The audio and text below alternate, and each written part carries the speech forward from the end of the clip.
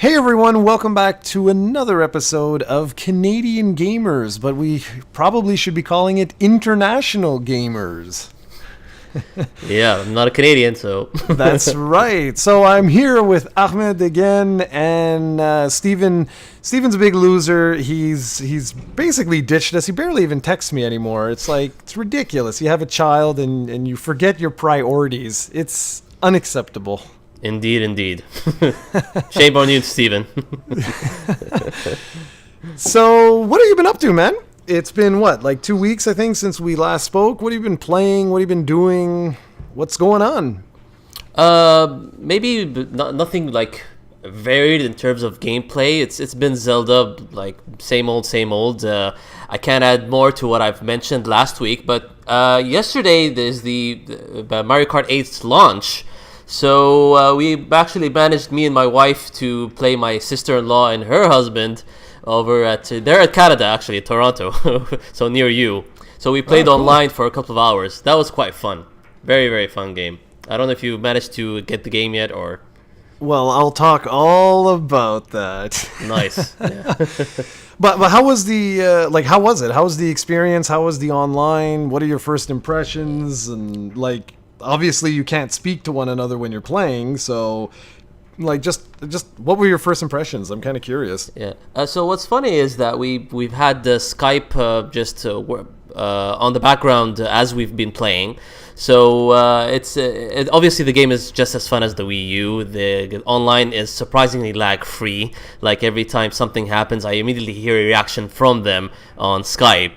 So it was quite fun. We played a couple of races. Obviously, the battle mode is the highlight for me. Everything with the battle mode is really, really fun. Like I said, I truly prefer the last man standing balloon battle with no timer on, but that's not an option here, sadly. Hope they patch it up or something. The new mode was called Renegade Roundup. I barely even tried it. I tried it maybe once or twice. I didn't really get it. It still didn't register me in terms of compared to the other battle modes. But as usual, Mario Kart is quite fun. But the funny thing that came up is, as we were talking in Skype, it's just where's the where's the voice chat? Is there voice chat in that? My sister-in-law and her husband were asking. No, I would have to explain to them that there's an app actually coming, and I was kind of thinking to myself, as if the app on the mobile works just as good as Skype, if not better, it would be quite a fun experience. I'm actually being more positive towards the mobile app thing that Nintendo's gonna do. Yeah, I'm really curious to see that. I'm really, really, really curious, and to be honest, I'm a little bit surprised that they didn't have something ready for Mario Kart. And I'm pretty sure that they're saving it for Splatoon, but I'm still a little surprised that there wasn't something ready for such a, multiplayer, an online multiplayer experience like that. But okay, so here's the deal with Mario Kart. I'm glad that you like the battle mode. I'm also a little... Not necessarily surprised, but I too was hoping for something like the last man standing. That's always fun, that kind of thing. But like you say, they can always patch that in at a later time. So for me right now, I've been texting you and I've been telling you that I was playing this Has Been Heroes game, and everybody was laughing at me. Have you ever played a roguelike game? Yes, the first one I've dabbled with is Izuna for the Nintendo DS. It's very obscure, but I enjoyed what I played. But you get to a point that I can't move on. It's getting really, really hard. I've always admired roguelike games, but I get to a point I can't. It's getting really difficult for me. Yeah, you see, this is pretty much I think, I might be wrong, but I think this is my first experience with this. I did play a very, very little bit of Binding of Isaac. I actually have that coming in if Amazon ever decides to ship it. And just because Steven was going on and on and on about it, he was this is the greatest game ever, it's better than Zelda, it's better than... I'm yeah, okay, all right. Wow, really? Well, I don't think he said it was better than Zelda, but he was really raving about it. Really, really into it.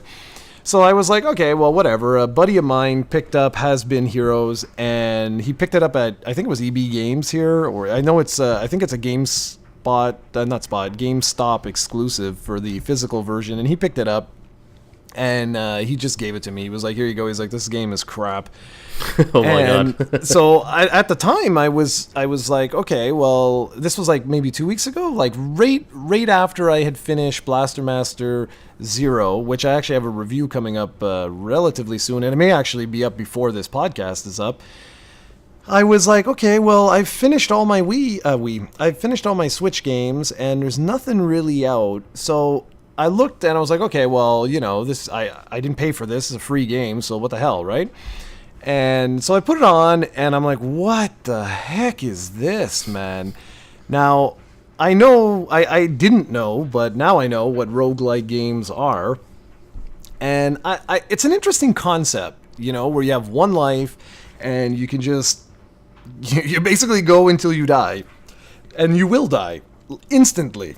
And then you will, you know, you'll try again, and you'll get like maybe 1 foot further than you did in the previous turn, and then you go on and like that, and the game is broken down into runs. So basically, run 1 would be, think of it like Super Mario World, where you'd have 2 levels, something like that. And in the 2 levels, at the very end, there's a boss. You beat the boss, you move on to stage 2. You know, you finish that. Congratulations, you beat the quote unquote game. No, you didn't. You beat the run. Then you unlock run 2. Run 2 now is 3 stages with 3 bosses. Run whatever 4 or 3 or whatever. You know, it keeps getting, it goes on and on and on until you get to run 7 that has 8 bosses, and then that is the absolute end of the game. And I can already tell you, I finished the first run, and it was quite addictive. It really was. I was surprised by how addictive it was, because you would get a little bit further, you know, every single time that you'd play. The thing that kind of throws me off for this, and I think it will throw me off with Binding of Isaac, but I'll give it a go. I mean, why not? Is the fact that they're so luck-based, these type of games. Yeah. Like, if you run, like, the reason why I beat that run was because I just got super lucky and I opened up treasure chests and stuff like that. They gave me more powerful spells than they did previously, and that's the only reason that I finished it. That was it. If it wasn't for that, there's no chance in hell I would have been able to finish it. So I don't know. I'm not sure how much more time I'm going to invest into that, because right now there are a couple of games I'm actually interested in. So there's the Mario Kart 8 Deluxe that I'm interested in, if only because I haven't played a Mario Kart in forever, and I would like to just try it out. When is the last one, by the way? The last Mario Kart you played? Boy, like any real time? Yes, like any Mario Kart. What's the last one? I'm curious. Was it Double Dash for the GameCube? I'm just like probably, throwing it out there. Yeah, I think so. Because the Wii I did not have a good relationship with. The Wii U, it was always, I mean, I played a lot of games on Wii U. I say a lot of games. That depends on in relation to what, right? Yeah. But I played like almost all the big exclusives, but there was almost always something else that was out at around that time that I wanted to experience. And the handheld ones you completely skipped. 7 and DS. Maybe dabbled with, I guess, or something. Yeah, I might have. Yeah. Like, Steven was giving me shit there, you know, like, oh, you're always buying everything and this and that. I've been such a good boy. The last 2 years, this year and last year, I've purposely been keeping track of every game I buy, because it is, in the end, it's like, why am I buying this stuff if I'm not even playing it? You know what I mean? Like, it's shrink wrapped, and that's it. And so I don't know. It started last year where I was looking around the house and I'm like, this is insane. You know, I have like so much stuff that I haven't even touched. Like, what the hell? And so last year I started keeping track of all of the games that I bought and how much money I spent, so that by the end of it I could look and go, oh my lord, I spent $22,000 on games. You know? Yeah. Or something like that, and be like, I completely understand that. I've gone through like a similar phase, and then I started like phasing out. Like, I'm not gonna buy a lot of like games. If I'm not gonna open them, I'm not interested in them. So I started like looking at, okay, I'm keeping a track of these, and I'm gonna get them digitally when they're on sale. That's what I do. That's good. Yeah. No, that's great. And so for me, I've really made a lot of like really tough calls. Like this year, I'm just gonna open it up because it's actually right on my desktop. Nice. Every single game that I have purchased this year, I have played through to completion. Very nice. That reminds me of me back in the days with the Super Nintendo 64. Yeah, but exactly, man. And, It should be like this. That's exactly what I was looking at, and I'm trying to take Steven up on sort of not his offer, but something that he started to do. You know, blind buys, as they say, where you just purchase. It's not like a video. Like with a video, when you do a blind buy, you're like, oh, you know, you look at the box art, and then you flip it over, you read the back. If you have time, you read a review or something like that. Okay. But when you go into like a movie store, you know, you're like, oh, okay, this sounds kind of cheesy. This is right up my style. But with games, I find it's very, very hard to do because even Yes. if you read reviews, you watch videos, you don't have the controller in your hand to get that feeling. So what Steven started to do is he basically plays a game for like a handful of hours, maybe like 2 hours, something like that. Mm-hmm. And if it doesn't grab him, he's done. Like he looks at it that, well, the investment's done. You know, I lost it. I screwed up. That's a very interesting way of like judging a game by its you would say its cover, but in the same time I don't want to like talk about it superficially. But it is a very interesting way. I like what Steven is thinking. Yeah, and I'm starting to do this myself. So like a perfect example is that game, Has Been Heroes. I was really into it in the beginning, but as the week has gone on, I find I'm playing it less and less when I have free time, which to me it's because they're just so hard, those damn games, and I'm not in the mood to get frustrated, you know? I think me and you would have the same experience with most roguelike games because all of them are like that. I haven't played much to call myself an expert in the genre, but I always read about it. Like I'm always interested in the intricacies. Especially how the roguelikes, even Has Been Heroes, they're always randomized. They have as a randomized dungeon or randomized items, and when you get like a lucky break, you actually think that you're advancing, but in the same time, you're gonna get to a roadblock sooner or later. But I recall the same like feeling or effect that I had with Izuna for the Nintendo DS. That was like the first game that I don't know why caught my eye, and then after that, I tried something called Cladon for the PSP. So yeah, I with roguelikes, maybe if they have more structure to them, I would be more interested. Yeah, maybe, man. I don't know. I think this is going to probably be it for me. When Binding of Isaac arrives in 2176, I'll probably like, you know, give it a shot. But I think I'm going to do like Steven now more and more, where if I purchase a game that I think I'm going to be interested in and it doesn't work out, then I'm just, you know what, it's okay. Like, I don't need to finish every game. I got lucky this year. If I go through really, really quick, the year started with Dragon Quest-8, and before Dragon Quest-8, I was lucky enough that right after the holiday last year, I started Final Fantasy 15, and I polished that completely off. So I was really happy about that I managed to get, you know, it was a great way to start the year. And then there was The Legend of Zelda Breath of the Wild. We had Super Bomberman R, and yeah, maybe I only put 5 hours into that game, and for the price that I paid for it, which was 74 Canadian with taxes and everything, that's like insane. But I still had fun with it, you know? Yeah. I even replayed I Am Setsuna, Blaster Master Zero, and now here we are. There may have been a few other things that I played from like last year that I had. I believe there was another RPG I played, but whatever. And so now I'm looking ahead and I'm like, okay, well, right now for like the next month, let's say May, I basically am interested in 3 games. Now, I'm curious how to proceed here. Okay. So there's Puyo Puyo Tetris, which I already have. That already came in, and I was very perplexed because it came in a cardboard box. I was like, what the hell? What? Instead of it's interesting. The real game is inside the box. It's got, here, let me just open it. That is weird. It has some like there's 2 keychains that came with it, which Oh. I'm like, okay. Is that like an Amazon pre-order? Yeah, it must be. Must be. Well, like I pre-ordered it from Amazon, so yes. But I guess must be it's some sort of a bonus or exclusive thing. something. Yeah. But when it came in a box, I didn't know. I had no idea. I was like, what the hell is this? That is so weird.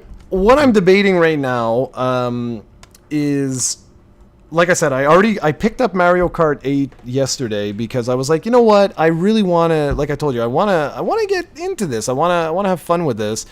And I want to alternate between those 2 games. The only problem is, and I have not purchased this, is Dragon Quest Heroes 2. Now, why I'm interested in that, just as a whole, I never even played the first one, for God's sakes. I never had. Yeah, I never had a chance. Oh wow! It I came thought in you played it. Yeah. Nope. I picked up the collector's edition of that, and Steven was like, "You're an idiot." But when it comes to Dragon Quest, I like to support the series. So this is why I'm kind of, I'm like almost at an impasse here because I'm like, I want to buy it, but I'm fairly certain I will not play it. Yeah, which is unfortunate. It's just like, I don't know, maybe it's the what's turning you off in specific. Is it the genre of the game itself because it's like Dynasty Warriors? Or No, not at all. Not at all. The truth, it's my life right now. If that game was on the Switch, I would be playing that, and Mario Kart would probably get ditched. Only because I love Dragon Quest. Well, it makes a lot of sense. Yeah. But because I have to play it on the TV, then that means I will most likely play it once a week. Which is not enough for you to get to completion by the time. That's right, exactly. Yeah. So with Puyo Puyo Tetris and Mario Kart, I know I can play whenever the hell I want. You know, like I can, as soon as we're done this podcast, I can just go grab the thing as I make my way to an appointment I have, and grab my Switch, and I can get in. You know, I can get in a few laps of Mario Kart, or I can get in a few games of Puyo Puyo Tetris. So that's why I'm like, I haven't purchased it, and I don't think I'm going to, which is like, but I want to because I want to support the series because I want Dragon Quest 11 to get released here. So I don't know. Yeah, it's one of those things. Yeah, it's like you're on one hand you're trying to follow the mantra that you're like, I'm not gonna buy things that I'm not gonna play, but at the same time, this is Dragon Quest. It's an exception. I just want to support it. I did the same with the series, even though I'm not a huge fan. I bought 8 for the iOS on the fly just because I would just want to support it, and I didn't play 8 as much on the iPhone, so I understand where you're coming from. So that's it. So I don't know what I'm going to do with that. And then there's also on May, like I think in a few days, the Trails of the Sky 3 is coming out for Steam. I'm like, what the hell? I didn't even play the first 2 yet. I'm really interested in that. Yeah, those 2 I played the first 2, but I've heard that the third one, hey, that's funny you mentioned that. At the time we're recording this, on Wednesday, I have a review going up for Trails in the Sky, which is kind of funny. Nice. Yeah, and what I was planning on doing was actually reviewing Trails in the Sky 2 the following week, and then potentially Trails in the Sky 3 the next week. The thing is, there's no chance in hell I will be able to do that. Like, I just won't be able to since also they're skipping on the PSP release for obvious reasons. Right. Well, yeah, exactly. Although I mentioned in my review, I was like, how cool would that have been? Like, that would have been just from like I don't want to say a collector standpoint, but just like a gaming enthusiast, how funny would that have been? Because the last release on the PSP that I know of was in 2015, which was what is it called? Summon Night 5. Yeah. I think I got that just because it's like a limited thing. Well, I had to get that because I was like, that's wild, you know, like so many years after. And now Gaijin Works, the same guys that made that game, are trying, and I don't think it's going to happen, but they were trying to get a UMD release of Class of Heroes 3 to be released this year. Oh, wow.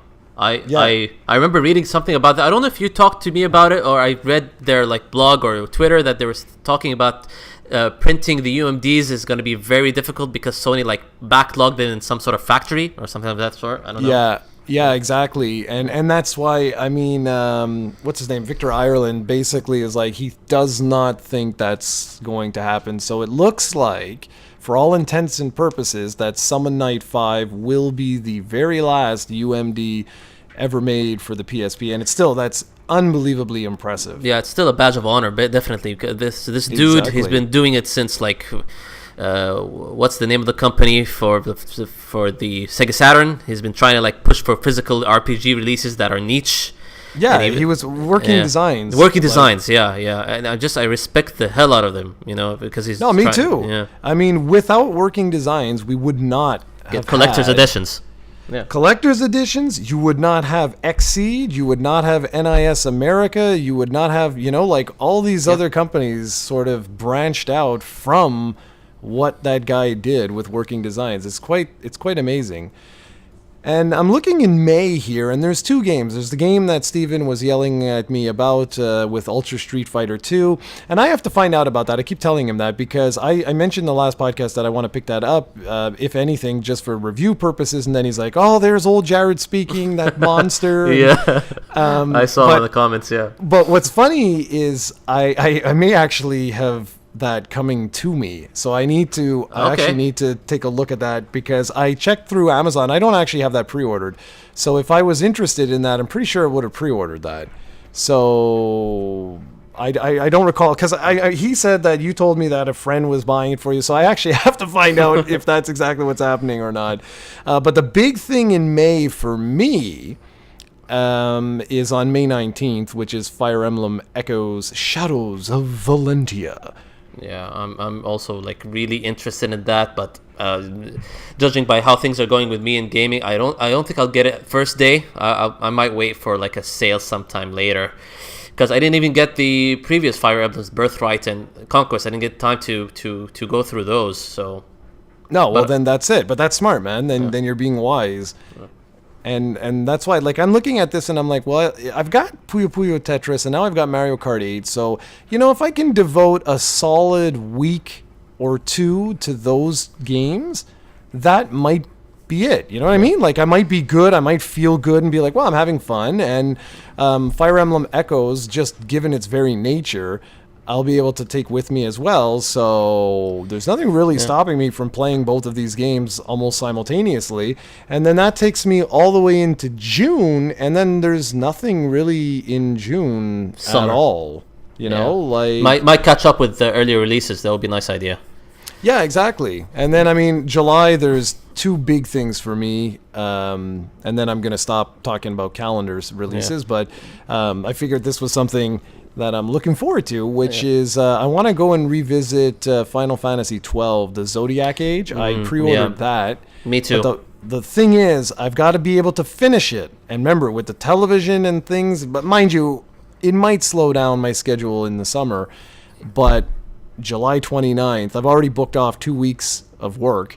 For Dragon Quest. Yeah, exactly. Nice. So, Probably with Final Fantasy 2 is that 12 is like overwhelming. Like it's a completionist nightmare. Yes, it is. There will be no completing. That's for damn sure. Not in the limited time that I had. The other thing that I've been struggling with personally, I don't know if you've run into the same situation. I'm getting backlog from Kickstarters that I supported. I'm two in particular that are in my backlog, and I want to play after finishing Zelda. Are Yooka-Laylee and Cosmic Star Heroine. Both, I already got the codes for both. Props to them for like releasing them. I think Cosmic Star Heroine, the guys who are like, they're from Z-Board Games, and they made like nice classic RPGs.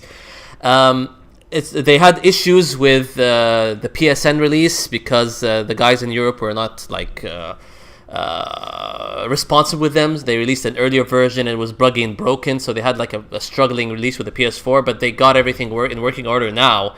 And I'm like, I don't know when I really want to play both. I'm interested because Yooka-Laylee is like Banjo-Kazooie, the collectathon, and Cosmic Star Heroine, everybody's saying is the best thing since Chrono Trigger. It has lots of classic vibes from the RPGs of the Sega CD and the Super Nintendo. I don't know if you're interested in that. Yep. I'm interested in all of these things, but It's do we Yeah. have the time to Yeah, actually yeah. do this? Ukulele is one that I really want your opinion on before I even contemplate Yeah, playing it's it. divisive currently. So I'm curious in which end of the spectrum that I'm going to be at. Is it like really archaic, like classic to a fault, or does it actually improve upon Banjo-Tooie? I don't know. Well, that's it. That's what I really want. I'm waiting for your opinion, basically. Will do. Hopefully, I get to it. So for all of you guys, today we didn't really have any special topic or anything. We really wanted to just have a show where we just yak, and I'm going to put together a whole bunch of different, they're not really topics. It's more like news items and stuff like that we could have a little bit of a discussion on. And because Steven was always so fake and he liked, having his topics and stuff like that, I thought this might actually be a breath of fresh air. So we're going to just list off a few things and we'll tell you what we think of them. Now, always keep in mind, we are recording this a week in the past. So when you guys hear this, as I said last time in the podcast, if like the PlayStation 17 gets announced, well, obviously we are not going to be able to talk about that. If there's anything truly groundbreaking that happens, I would most likely, whip up a very quick vlog, or I'd contact you and I'd say, hey, you have any free time to, to talk about this, that, or the other thing. Yeah, I guess a good way to move on or move to the like exclusive, real good topics. You're right. So you had mentioned Marvel versus Capcom Infinite. What exactly did you want to talk about that? What interested me is obviously for me as a huge fan of the Mega Man X series, I like that they're focusing on X and they put Sigma in the center of like the storyline of Marvel vs. Capcom Infinite, in which Sigma is combining with Ultron as he becomes Sigma Ultron, Ultron Sigma. I found that really fascinating. Like they're pushing X now into this, and I find it funny that a lot of fans are like saying, oh, they're treating X very badly because he's being beaten in the trailer. I'm like, what is this? Are you guys being really, really picky? Like, okay, at least X is back, so that's really nice that they're like bringing back some of their backlog. The other thing is, I watched like some gameplay footage after the storyline trailer, and I've seen like various impressions being put. And I found it interesting that Capcom is taking like sort of a minimalistic route with the next iteration. They're not complicating the current formula. They're actually making it more simplified in ways. Because I did read this and I found it to be like true. I don't know if you could like chime in on this. Since from Marvel vs. Capcom 3. Back then when it was released, I don't know when, there was enough like focus on like the Marvel universe and Marvel movies, like the franchises. We're not like in front line yet, but since then we've got like many movies right now, and like Marvel is a thing for people even who are not like interested in like hardcore fighting games, like even like fans who just like the movies. So in order to have them access Marvel vs. Capcom Infinite, they had to simplify the gameplay a bit. So instead of like putting light and heavy and medium attacks, like three button, they made it light and heavy, like just only 2 buttons, and you could easily like get an air combo. You know how Marvel vs. Capcom is very crazy with these things, and I didn't even have to put like I can't wrap my head around the third one. I managed to get like quite good in it, but not like super expert. So I found it like when they were explaining how they simplified the button layout, but in the same time kept some complexities in terms of I don't know if you've seen the Infinity Stone's power. So like you could pick a stone, and each stone has like there's speed and there's time and there's power, and you could activate it in a certain time in your at any time of the match, and you could build meter on that, and basically you get this power. Like space, for example, you contain somebody in a small confinement and put it in combos. So I found the like balance between keeping things simple and putting in complexities for hardcore fans a very nice. I hope they get that balance right. Well, it's funny that you mentioned this particular game because it's a series that I used to really like. Steven actually bought me.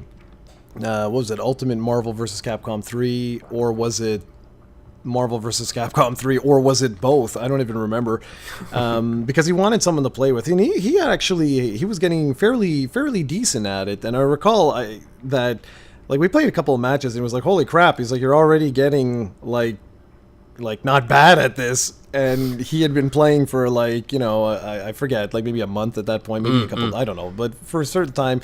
But that's just because, you have experience with playing fighting games that, there's certain fundamentals that most of the fighting games share. But Yeah. I actually have not paid any attention. To be really honest, I have not paid any gameplay attention other than the few things that I've just happened to stumble upon. Like you said, with the Infinity Stones. Well, that I've seen, but I'm curious exactly how that works, because I can't for the life of me remember which game it was. If it was Marvel's Superheroes or if it was X-Men Children of the Atom, I don't remember which one it is that introduced Infinity Stones, and you could actually like knock off your opponent's Infinity Stone, steal their Infinity Stone, and then gain whatever power-up that was. So that's kind of interesting. I'm curious to see more about that. And I don't understand why fans are complaining about X at all. Like, they should basically, Mega Man as a whole, if he appears in anything, people should just shut up and be like, oh, thank God. Yeah. You know, like, I absolutely agree. We are not in a position to complain about anything that Capcom does with Mega Man at this point, other than the fact that, it looks like he's basically been ditched. But hey, did you hear? Speaking of this, I'll come back to this in just a sec. Okay. Did you hear the rumor there saying that in Korea their ratings board had listed Mega Man Legacy Collection 2? Oh, really? Yeah, and that would include what, until 10? Yeah, 7, 8, 9, 10. I'm not really like keen towards that, because 9 and 10 are fresh in my mind. I don't know what else they would add. And 7, I love 7. A lot of people like are divided towards 7, but I actually enjoyed it when I played it back in the day. 8, I hated, personally. So I don't know. I'm not keen towards that collection. I want an X collection, man. Mega Man X collection. Exactly, and that's funny you say that. That's very funny you say that, because those games I have not played in forever. The X games, the Mega Mans I have, but not X. It's been, my lord, it has been a very, very long time since I played those. But going back to Marvel vs. Capcom, something else that I thought was very, very interesting from some of the trailers I've seen and all of this, I completely understand where Capcom is going, and a lot of fans need to sort of understand this. And it was funny because I was watching a video by Pixel Dan, and he was talking about Masters of the Universe. It's He-Man, if you don't know, depending on your age. And they're making a movie. Well, okay, they're making a movie. Oh, yeah. Sony released a release date for the Masters of the Universe live action film, and it's something like December 2019 or something like that. Oh wow. And I it's all BS is what I call, because that particular movie has been in limbo for like over a decade. So yeah, I don't see that ever happening. But that's not what I'm trying to get at. What I'm trying to get at is the fact that, like, for me as a fan who grew up with that in the 80s, I completely understand that the movie, if it does get made, will be something different. They have to introduce that property to a new generation of movie watcher. So that includes children. It's sort of like Transformers. People love bashing Transformers, the movies. They're like, oh my gosh, like Michael Bay, it's always just explosions and this and that.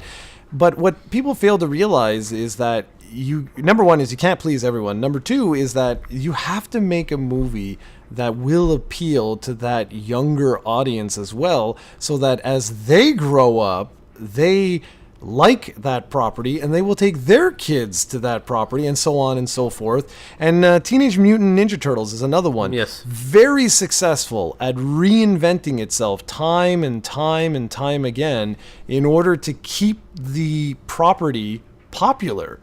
And this goes into Marvel vs. Capcom, because it's the same thing. They can't always keep it the way we like or the way we remember it or things like that, because they have to introduce new people to these franchises, or as we get older and eventually stop gaming, or even if we don't stop gaming, we are getting older. And they need to introduce new people to these particular series. And I'm going to be fascinated to hear what people say in the comments, because if people disagree with me, that's fine. But much like The Legend of Zelda, regardless of what people think of The Legend of Zelda Breath of the Wild, that needed to happen.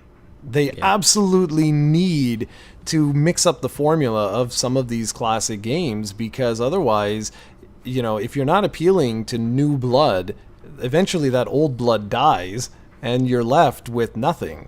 So I appreciate what Capcom and Marvel are doing. And Marvel's in such a position now that they can really dictate to Capcom, we don't want this to be ridiculous, and we don't want... And I understand that. I mean, I completely understand that they want to get the people, the younger audience that are going into Guardians of the Galaxy 2, Thor Ragnarok, the ones that can't wait for, Avengers, Infinity War...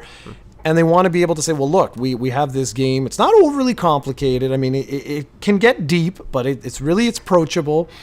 And I think it's a really, really smart move that they're doing. We'll see if it's successful or not. And I also really like the idea that Capcom and Marvel are really emphasizing that team aspect between Capcom and Marvel. Just like you said with Sigma and Ultron, I think that's actually a really unique way to approach this particular series. So I'm very curious to see what happens here. Whether or not I purchase it, that's a whole other story. That will depend again on time and this and that and everything else. But I am very interested to hear people's opinion of how this actually plays. Not just the hardcore, but people that potentially pick up the controller for the first time with this game. Yeah, and also maybe another thing that the success of this game would depend on is how Capcom handles it in terms of a fighting community and bringing in new people, because there are still a lot of fans that feed the sales and interest of fighting games, even though they're trying to gain in more audience or a newer audience from the fans of the Marvel movies only. It's just that people already have a bad taste with Street Fighter V. And how they handled things. They're doing well now in terms of catering to just the hardcore fighting game community and tournament scene. That's really cool. But sales judge and also word of mouth. Even you've talked about this before. That Street Fighter V, we're not going to be going back to that anytime soon, because it was just handled poorly.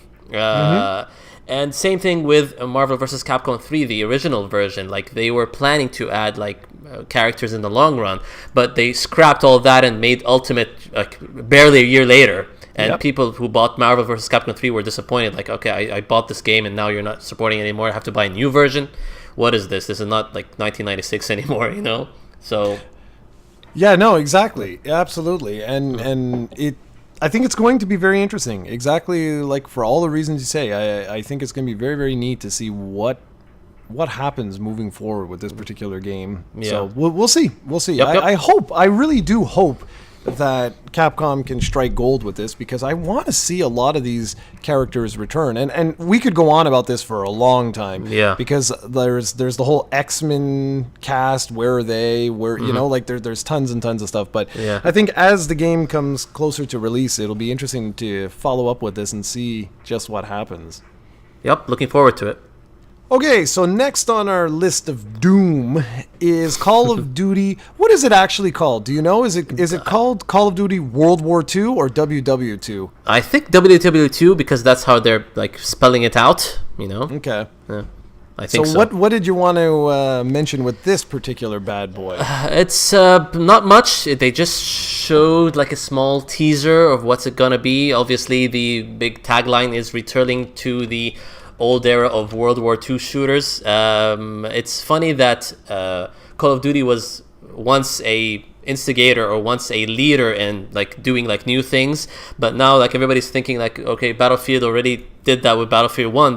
They went back to the World War 1 and they did it successfully. So now the Infinity, not Infinity Ward, Activision is following suit, but a bit I don't know if it's 2 years too late. I can't tell.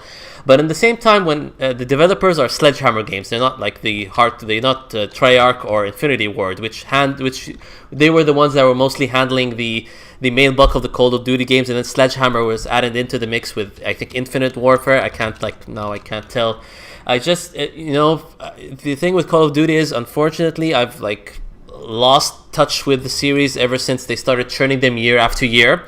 Yeah. The last one I really played and loved was Black Ops, the original one. I really got addicted to that, and then it started to, I started to phase out from it because it's been the same every year. Like, they're only getting more advanced and more advanced and more advanced, and maybe the World War II aspect will get me back interested again to the series. But in the same time, Sledgehammer they haven't proven their worth yet. But what I've seen with the reveal stream, that they seem to be very passionate about making things authentic.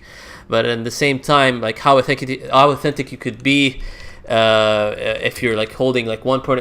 They're saying that you could play from multiple points of view or multiple countries. Battlefield 1 did it well. I did read about how well they represented each country. But with Call of Duty, they always represent the USA most. Yep. I hope they don't do that. They don't go towards that this USA centric thing. No offense to our US fans. It's nothing that. It's just we've seen that a lot. I would be curious to play as another country, in the campaign or in even the multiplayer. They're hinting on that, but we're still not quite sure. Yeah, I hope so. I think that could be interesting. I have not played a Call of Duty, man, in goodness. I think it was Black Ops. Yeah, was the last. Oh, and I just got a notification that the pre-orders will be going live for one of the next topics we're going to talk about. So, nice. All right, interesting. Yeah, honestly, this is one thing where I do not have much I can add, and it's because I really lost interest with this. Yeah. A long time ago now, where it's kind of sad, when franchises get milked to death like this. And it's still selling, so that's the weird thing about it. Maybe not as much as before, but they're still selling, so maybe that's why they're going with the year after year type thing. But absolutely. I'm gonna desensitize. Sure. I really got to desensitize with the yearly releases. No, me too. I'm done. I'm totally done. I'm just stalling for time because I am trying. Breaking news. Well, no, not breaking news. I'm just trying to. I'm trying to fix something, so you're going to hear click, click, click, click, click in the podcast, but it's going to be worth it, I assure you. All right, so the next thing, why don't you tell us a little bit, if you have the information. If you don't, I do have it. Why don't you tell us a little bit about the new Nintendo 2DS XL? Well, on one hand, that surprised the hell out of me, that announcement. But on the other hand, when you look at the Nintendo trends with the end of life, hardware revisions, they tend to do that a lot, especially with the handheld. So basically, just in a quick tagline summary thing, basically it's the new Nintendo 3DS XL without the 2D feature. That's all you need to know, and it's priced obviously cheaper, with the entry point of $149.99 was $150. I like the fact that it's half the entry point of the Nintendo Switch, so that's really cool. They could get people incentivized, and people who haven't got into the 3DS line yet, this is a perfect way to start, especially since they're releasing it it coincides with a lot of game releases. I think Miitopia and Hey Pikmin are. Yep. I can't remember the release date. Is it July 21st? 28th. So, a lot of people would say this is a useless system, but at the same time, Nintendo is known for extending the shelf life of their handheld systems. They did it with the Game Boy Micro. They did it with the Nintendo DS. So it's a product, and it's a logical business move. I don't see anything wrong with it.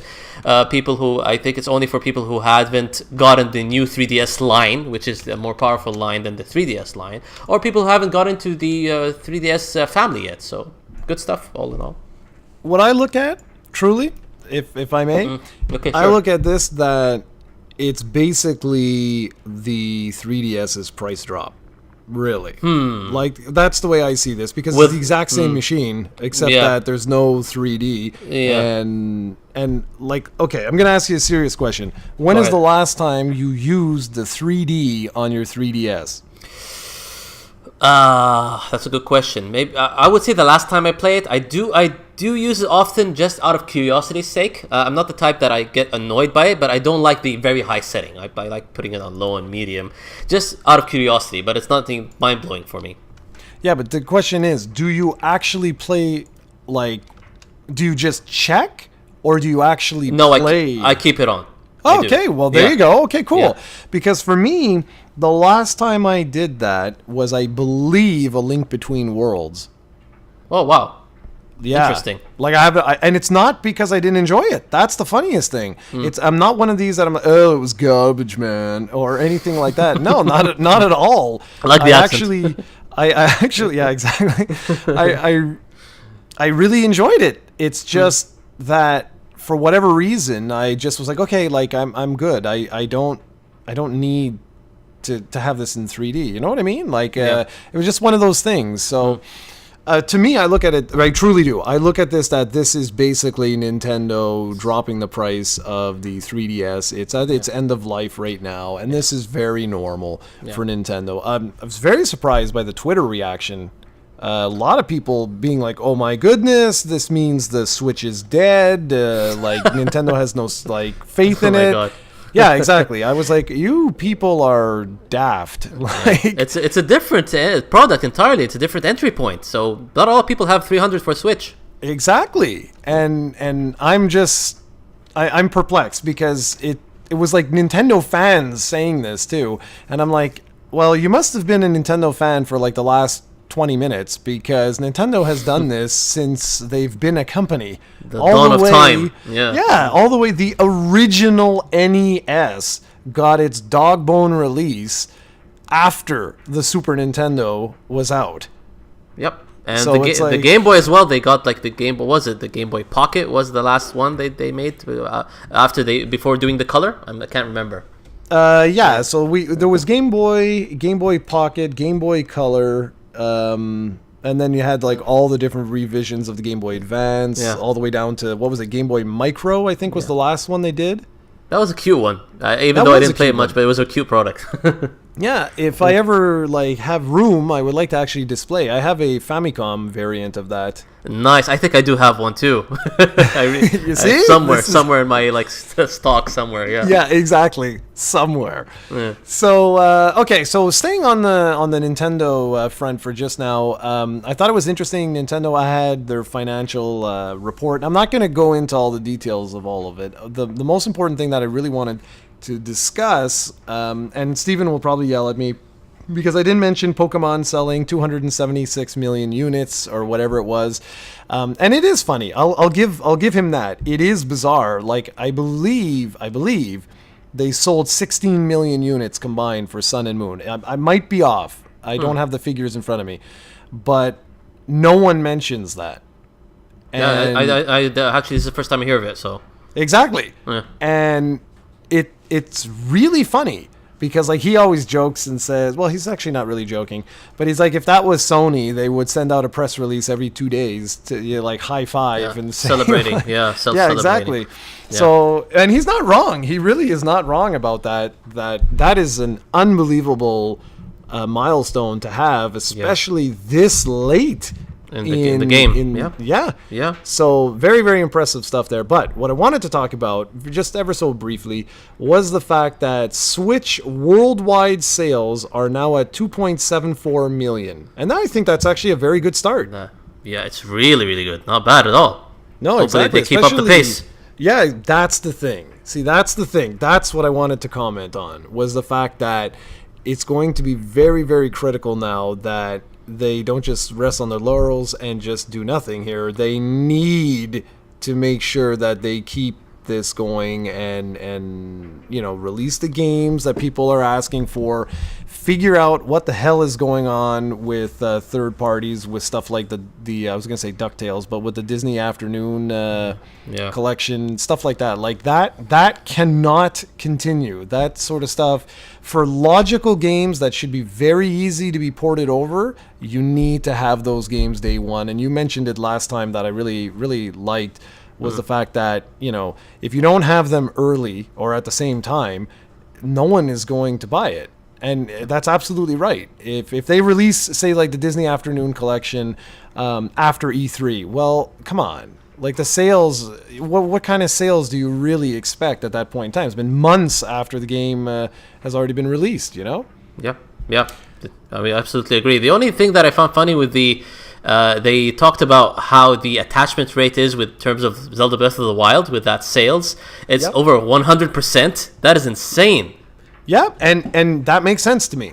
I think what we're looking at there is the realistic attachment rate is probably somewhere in the 90s.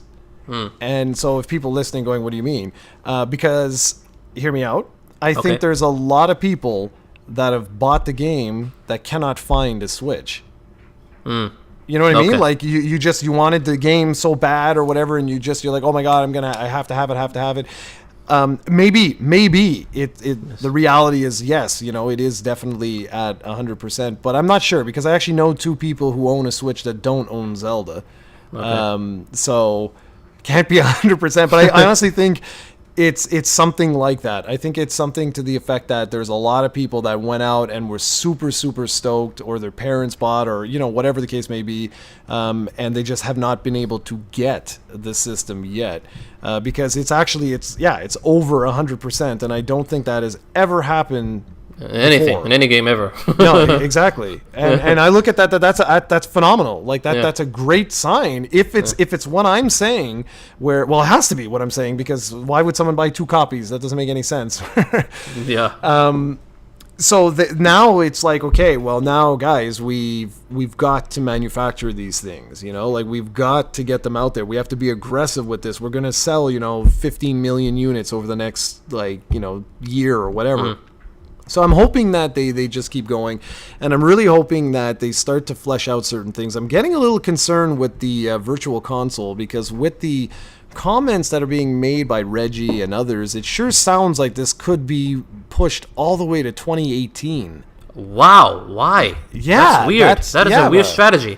That is a very weird strategy, and I really hope at E3 that they announce it as available today. You know what I mean? Like, don't push this off. Like this is a sort of thing that can easily tide people over while you're working on your next big games. And I'm also really concerned that Mario's never gonna hit this year, but we'll see. If it doesn't hit this year, they better have a virtual console, robust library and replacements, just at least tide people over. If they don't have that and don't have Mario, it's going to be a really big issue.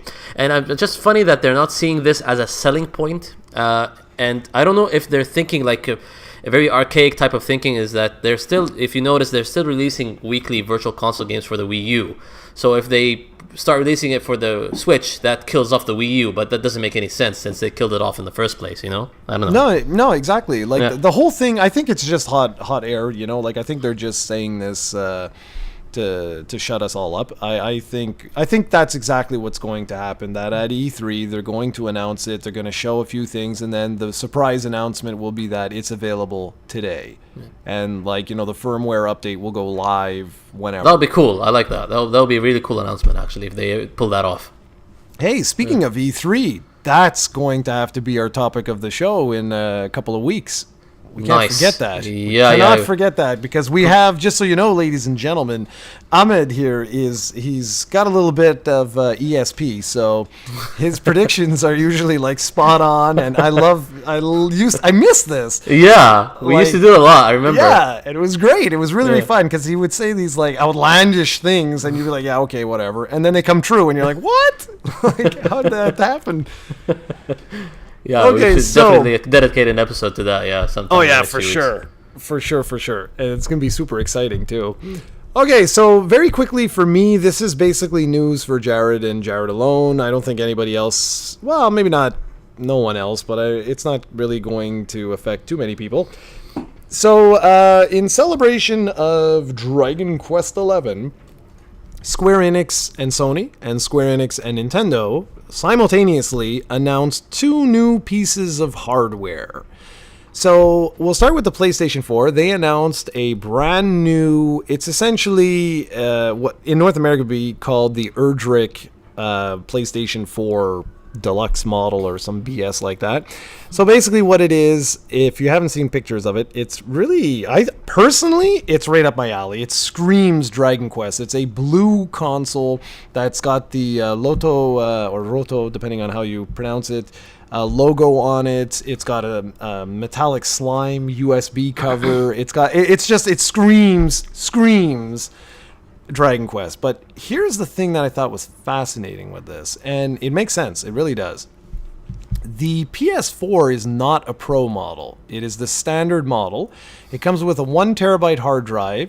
You also get a Dragon Quest XI themed DualShock 4. You get a physical copy of Dragon Quest XI In Search of Departed Time. And you get the 2 pre-order bonuses, which is the Vest of Happiness and the Upstart Vest, or the Vest of... I forget what the other one... Anyway, whatever. Basically, one of the vests, as you defeat enemies, you get more gold.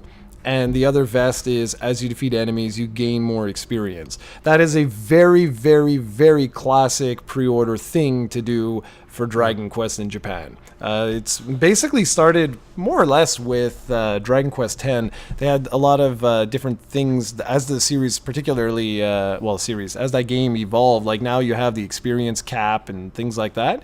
But that is a very Dragon Quest type of thing to do. Okay, I already mentioned the liquid metal slime gold USB cover. You also get a very nice PS4 theme download that's exclusive to this hardware set that looks bloody awesome. It's basically Erdrick's sword, and you can see like flames and stuff, and it's beautiful artwork. You get all of the cables and printed, like stuff. And now this is interesting. I hope you guys can recall this for what I'm going to tell you here. So the price is 39,980 yen, which loosely gives you $350. Okay? Not too bad. No, not too bad. Honestly, not too bad. Now, unfortunately for people like me that, I won't lie, I am genuinely interested in these 2 pieces of hardware, but it's extremely limited. And I hate when they do that. So this is essentially Final Fantasy 15 Deluxe Edition, or whatever the hell it was called, all over again. Where this, and the pre-orders went on sale today, and they're already gone everywhere. So I'm like, oh, well, so much for that. Here goes eBay, where, $1,200. Like, yeah, forget it. There's no chance in hell I am buying either of these from eBay. No chance. Yeah, and for the plus side, you already have the limited edition for that bundles the two games together. That's at least something to be proud of. Exactly. I'm very happy that I scored that. So the other piece of hardware is a new 2DS XL. So I think that is actually why Nintendo made the announcement when they did, because it coincided with this announcement, and this system looks sick. It is a liquid metal slime themed Nintendo new 2DS XL, and it actually the metal slime, liquid slime rather, comes out of the top of the screen. I love that. I love that. That was awesome. Awesome, dude. Awesome. I was like, oh man, I have to get this. I'm like, this is wicked. So it too comes with a physical copy of Dragon Quest XI. It also comes with a download code for the Vest of Happiness and the Upstart Vest.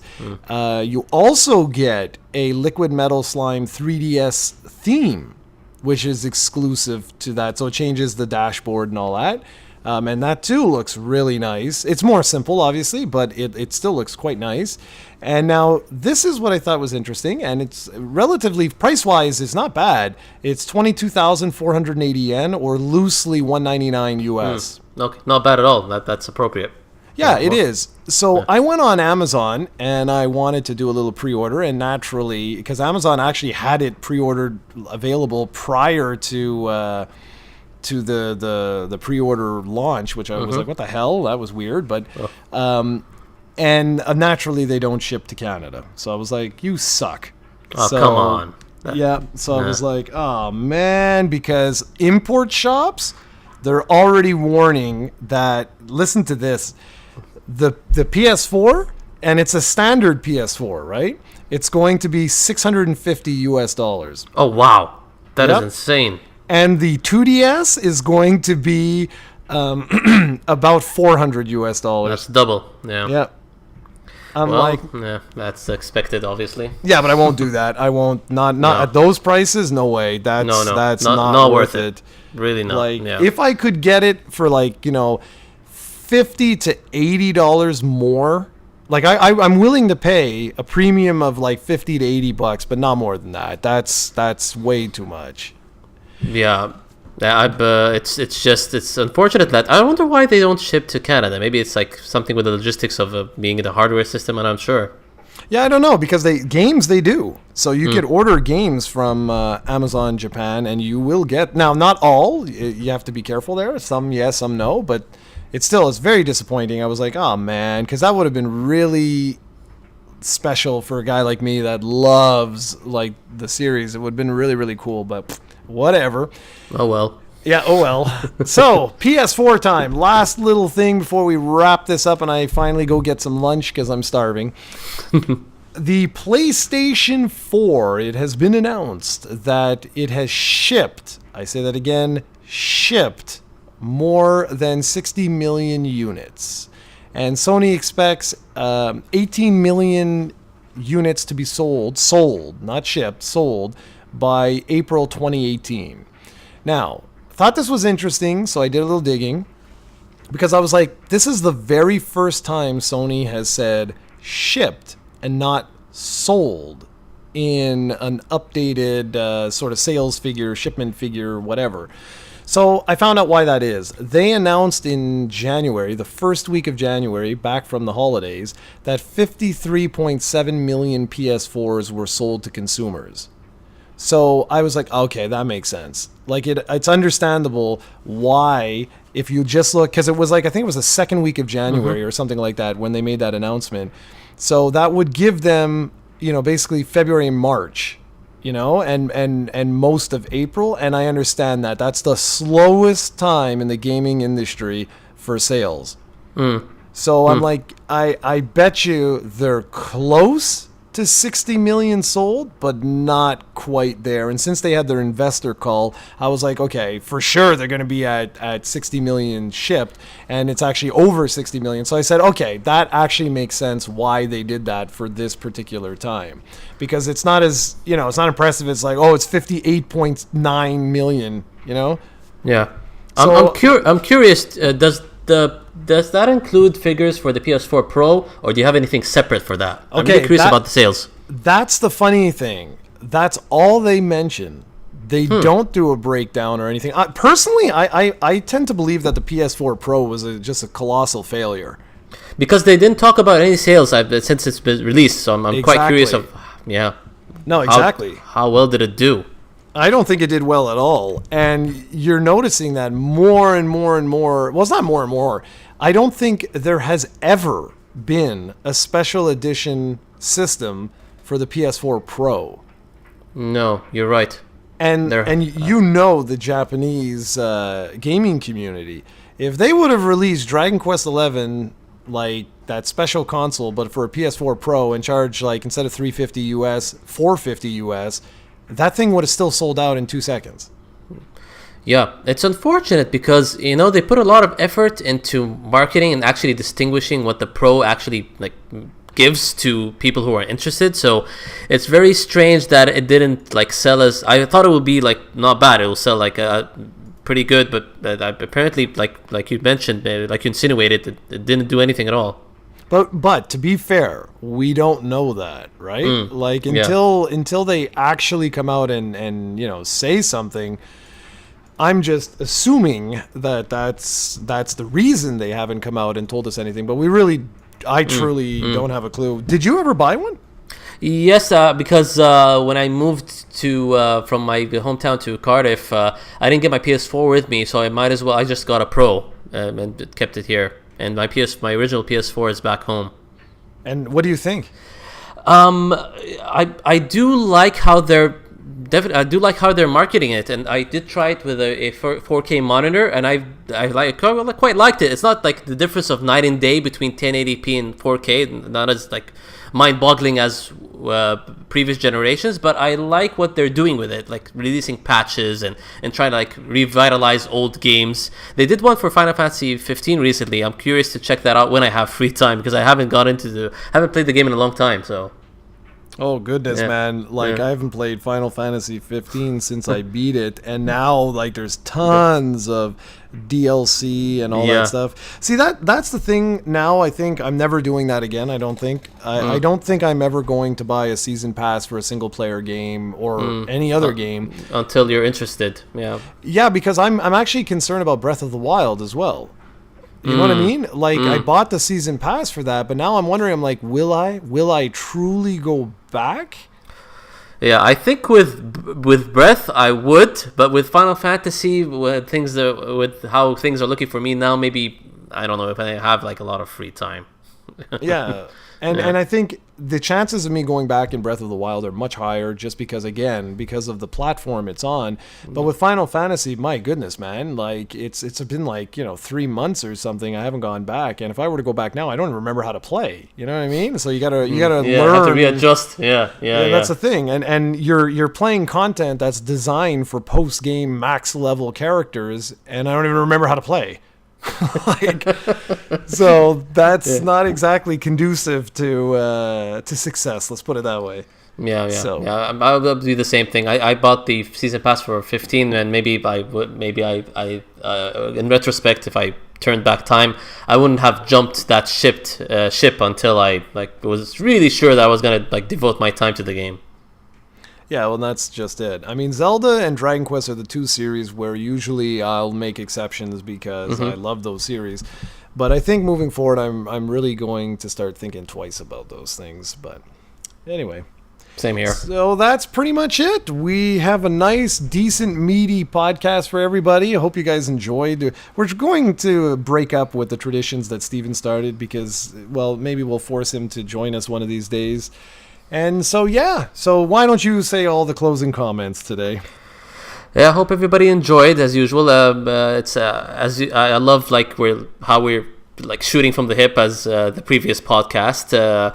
Sometimes it's maybe better to have a more natural back and forth, but at the same time, maybe more structure. If we go back to a 3-man team, like if I join in with you and Steven, maybe more structure would be better because everybody will have something to say, and things can go out of hand with a 3-man team. But with 2, it's manageable to easily go back and forth. So hope everybody enjoyed, and we'll hopefully I might not be here next week, so that's why we're recording this early. But the week after, we'll try to record something as soon as we can. Sounds good, my man. So everybody, take care, and we'll see you next time. Bye.